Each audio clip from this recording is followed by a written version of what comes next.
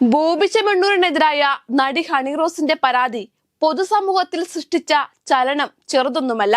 ഹണി റോസ് ഉൾപ്പെടെയുള്ള സ്ത്രീകൾ സമൂഹ മാധ്യമങ്ങളിൽ നേരിടുന്ന ലൈംഗിക വൈകൃത കമന്റുകൾക്ക് ഒരു പരിധിവരെ അറുതി വരുത്തുവാൻ ഹണിയുടെ നിയമ പോരാട്ടങ്ങൾക്ക് കഴിഞ്ഞു. വലിയ പിന്തുണയാണ് പൊതുസമൂഹം ഹണിക്ക് നൽകിയത്. എന്നാൽ രാഹുൽ ഈശ്വറിനെതിരായ ഹണിയുടെ പരാതി പാളിയെന്നാണ് സൂചന. സാമൂഹ്യ നിരീക്ഷകനായ രാഹുൽ ഈശ്വറിനെതിരെ പോലീസിൽ പരാതി നൽകിയ ഹണി റോസിന്റെ നിലപാട് പൊതുസമൂഹത്തിനിടയിൽ വ്യത്യസ്ത അഭിപ്രായങ്ങൾക്ക് കാരണമായിട്ടുണ്ട്. ഹണി റോസിനൊപ്പം ഉറച്ചു നിന്ന ജനങ്ങളിൽ നല്ലൊരു വിഭാഗത്തിനും രാഹുൽ ഈശ്വറിനെതിരെ ഹണി റോസ് കേസ് കൊടുത്തതിൽ ശക്തമായ ഭിന്നാഭിപ്രായമുണ്ട്. അതാകട്ടെ പലരും പരസ്യമായി പ്രകടിപ്പിക്കാനും തുടങ്ങിയിട്ടുണ്ട്. വസ്ത്ര സ്വാതന്ത്ര്യം ഹണി റോസിന്റെ മൗലിക അവകാശമാണെന്നതുപോലെ തന്നെ അഭിപ്രായം തുറന്നു പറയുക എന്നത് ഭരണഘടന ഓരോ പൗരനും നൽകുന്ന മൗലിക അവകാശമാണ്. അങ്ങനെ നോക്കിയാൽ നിലപാട് പറയാൻ രാഹുൽ ഈശ്വരനും മൗലിക അവകാശമുണ്ടെന്നതും ഹണി റോസിനെ ഓർമ്മപ്പെടുത്തുന്നവരുമുണ്ട്. രാഹുൽ ഈശ്വർ എന്തെങ്കിലും അഭിപ്രായം പറയുന്നത് കൊണ്ട് വ്യവസായി ബോബി ചെമ്മണ്ണൂരിനെതിരെ താൻ കൊടുത്ത ലൈംഗിക അധിക്ഷേപ പരാതിയുടെ ഗൗരവം ചോർന്നു പോകുമെന്നും ജനങ്ങളുടെ പൊതുബോധം തനിക്ക് നേരെ തിരിയുമെന്നുമൊക്കെയുള്ള ഹണി റോസിന്റെ വാദം ബാലിശ്യമെന്ന് ചൂണ്ടിക്കാട്ടുന്നവരും ഏറെയാണ്. ഹണി റോസിനോട് ബോബി ചെമ്മണ്ണൂർ ചെയ്തത് താൻ ന്യായീകരിക്കുന്നില്ല എന്ന് തന്നെയാണ് തന്റെ പ്രതികരണങ്ങളിൽ രാഹുൽ ഈശ്വർ നടത്തിയിരിക്കുന്നത്. ഇതോടൊപ്പം ഹണി റോസ് പൊതുപരിപാടികൾക്ക് എത്തുമ്പോൾ വസ്ത്രധാരണത്തിൽ ശ്രദ്ധിക്കണമെന്ന് പറഞ്ഞത് മഹാ അപരാധമായി എങ്ങനെയാണ് നമുക്ക് വിലയിരുത്തുവാൻ കഴിയുക എന്നത് പലരും സമൂഹ മാധ്യമങ്ങളിൽ ചോദ്യമുയർത്തുന്നു.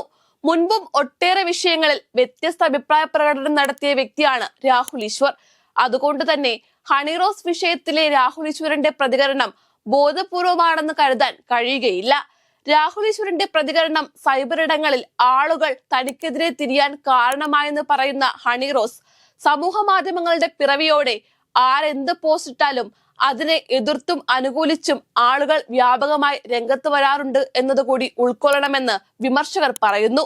രാഹുൽ ഈശ്വർ വിമർശിക്കുന്നത് ഹണി റോസിന്റെ വസ്ത്രധാരണത്തെ മാത്രമാണ്. അതിനപ്പുറത്തേക്ക് ഹണിക്കെതിരായ ലൈംഗിക അതിക്രമങ്ങളിൽ അദ്ദേഹം കൃത്യമായി അവർക്കൊപ്പം നിലകൊള്ളുകയും ചെയ്യുന്നു.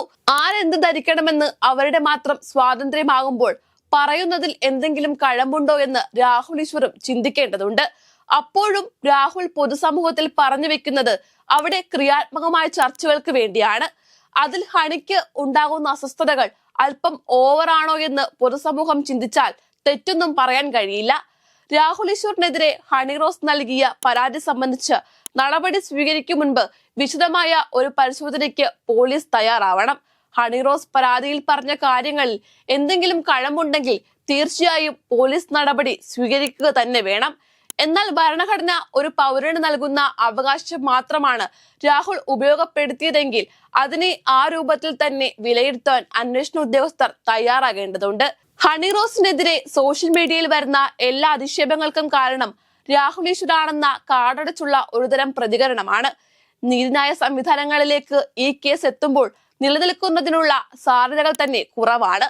സാമൂഹ്യ മാധ്യമങ്ങളുടെ ദുരുപയോഗത്തെ നേരിടാൻ സർക്കാർ ശ്രമിച്ചപ്പോൾ സർക്കാരിനെ തന്നെ കടന്നാക്രമിക്കാനാണ് ഇവിടുത്തെ മുഖ്യധാര മാധ്യമങ്ങൾ ഉൾപ്പെടെ ഒറ്റക്കെട്ടായി ശ്രമിച്ചിരുന്നത്.